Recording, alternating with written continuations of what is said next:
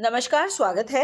आज हम करेंगे प्रयोगवाद के अंतर्गत गजानन माधव मुक्तिबोध को हम जानेंगे। ये प्रमुख प्रयोगवादी कवियों में शामिल किए जाते हैं। अगर इनकी बात करें तो इनका जन्म 1917 और इनका जो देहांत है 1964 ईस्वी स्वीकार किया जाता है। हिंदी साहित्य के प्रयोगवाद और नई कविता के प्रमुख स्तंभ व प्रदीर्घ वैचारिक कवि हैं। चांद का मुंह टेढ़ा है और भूरी भूरी खाक धूल जैसी कृतियों में फैंटेसी यानी कल्पना के माध्यम से उन्होंने आत्मसंघर्ष, सामाजिक ह्रास और राजनीतिक चेतना को यथार्थवादी ढंग से व्यक्त किया है। ये मार्क्सवादी विचारधारा से प्रभावित है, किंतु स्वतंत्र चेतना वाले कवि हैं। यानी स्वतंत्र वैचारिक जो पृष्ठभूमि इनकी कविताओं में देखने को मिलती है वो इनके स्वतंत्र विचार है। ये किसी वाद से प्रभावित होकर इन्होंने काव्य रचना नहीं लिखी। माना कि ये मार्क्सवादी विचारधारा के कवि हैं या उनसे प्रभावित हैं, किंतु इनके जो काव्य में देखते हैं तो वो स्वतंत्र चेतना वाले कवि के रूप में नजर आते हैं।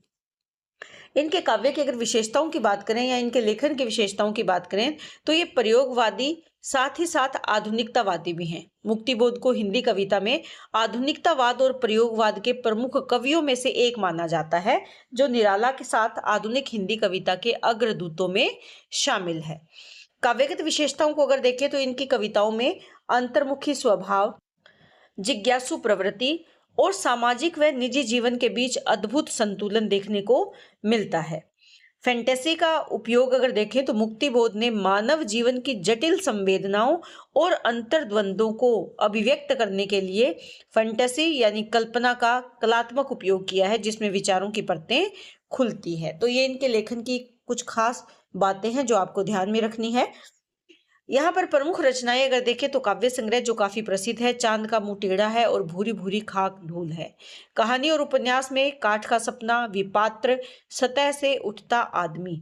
आलोचना साहित्य में अगर देखें तो कामायनी एक पुनर्विचार, नई कविता का आत्मसंघर्ष और नए साहित्य का सौंदर्य शास्त्र इनके आलोचनात्मक ग्रंथ है। अब इनके बारे में कुछ महत्वपूर्ण बातें जो आपको जाननी चाहिए। मुक्तिबोध को भयानक कवियों का कवि कहा जाता है। ये प्रश्न आ सकता है कि भयानक कवियों का कवि किसे कहा गया है, तो वो मुक्तिबोध को कहा गया है।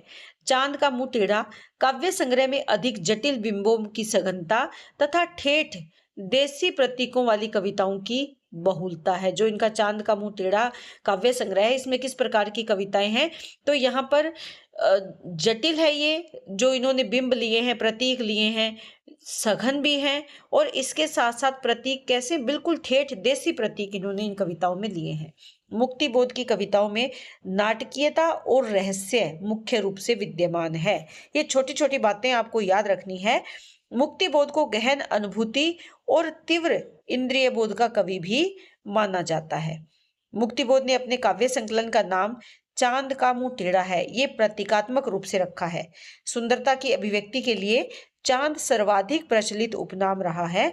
मुक्तिबोध चांद के मुंह को टेढ़ा बताकर पारंपरिक व अभिजात सौंदर्य बोध को नष्ट करना चाहते हैं। यानी जो परंपरा से चांद की सुंदरता की वर्णन किया जा रहा था उसको वो समाप्त करना चाहते हैं, उस सौंदर्य जाल को तोड़ना चाहते हैं। मुक्तिबोध की प्रसिद्ध कविताओं में अगर देखें तो अंधेरे में और ब्रह्म राक्षस, ये इनकी काफी प्रसिद्ध कविताएं हैं। इनकी व्याख्या भी मैं करवा चुकी हूँ। अंतःकरण का आयतन और भूल गलती, ये इनकी महत्वपूर्ण कविताएं हैं। अंधेरे में मुक्तिबोध की बहुचर्चित तो एक लंबी कविता है। मुक्तिबोध की रचनात्मकता का उत्कर्ष अंधेरे में इस रचना में देखा जा सकता है। अंधेरे में कविता फैंटेसी शैली में लिखी गई है। सन 1964 में कल्पना पत्रिका में अंधेरे में कविता का पहला प्रकाशन हुआ। आशंका के द्वीप अंधेरे में नाम से हुआ था।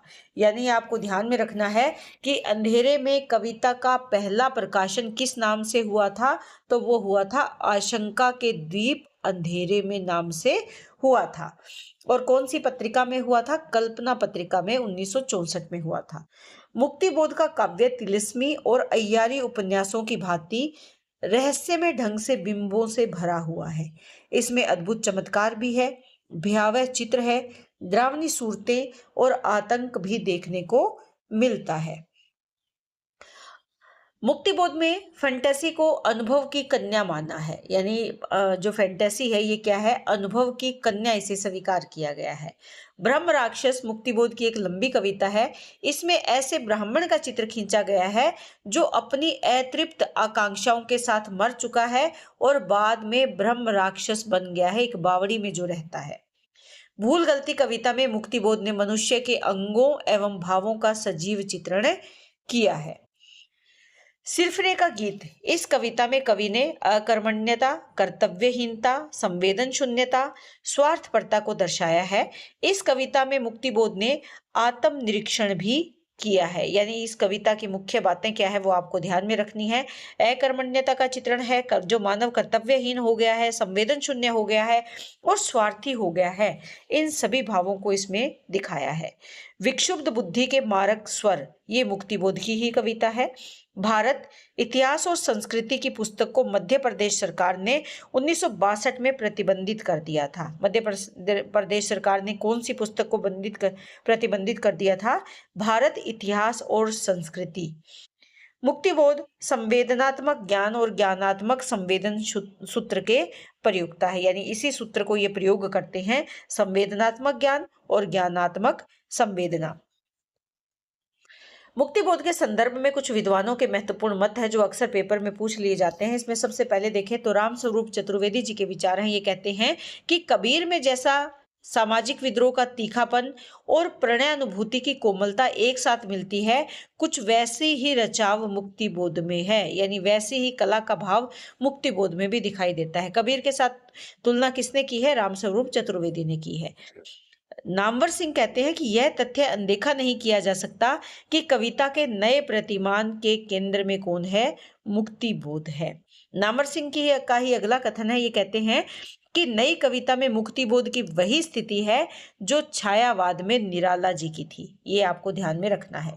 रामविलास शर्मा जी का कथन है कि मुक्तिबोध को अंधेरे में कविता के नायक से अलग करके देखना असंभव है, यानी अंधेरे में कविता में जो नायक है वो हूबहू मुक्तिबोध जैसे ही है, यानी उससे अलग मुक्तिबोध को नहीं किया जा सकता।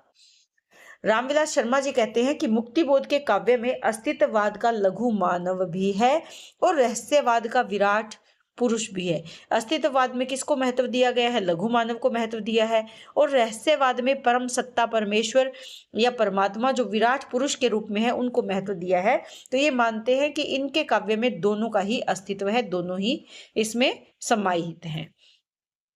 रामस्वरूप चतुर्वेदी जी कहते हैं कि मुक्तिबोध का काव्य संकलन चांद का मुंह टेढ़ा है एक बड़े कलाकार की स्केच बुक लगता है। जैसे कोई चित्रकार स्केच बना देता है वैसा ही स्केच बुक लगता है, चांद का मुंह टेढ़ा है।